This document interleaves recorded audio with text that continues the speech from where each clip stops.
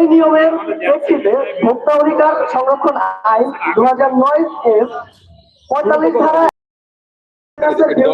5,000 টাকা জরিমানা আরোপ করা হলে ব্যবসায়ী সমিতির সভাপতি জনাব মোহাম্মদ আলী ভুট্টো প্রকাশ্যে জরিমানা পরিশোধ করা হবে না এই মর্মে ঘোষণা দেন। এর সময় অন্যান্য ব্যবসায়ীরা জড়ো হয়ে হইচই সৃষ্টি করেন, দোকানপাট বন্ধ করে দেওয়ার হুমকি প্রদান এবং বিভিন্নভাবে সরকারি কাজে বাধা প্রদান করেন।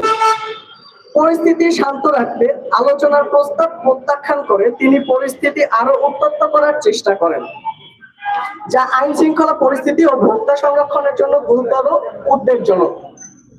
Consumer association of Bangladesh cab মনে করে এ ধরনের কর্মকাণ্ড ভোক্তা অধিকার সংরক্ষণ ও ব্যবস্থাপনা ও আইনের শাসনের পরিপন্থী।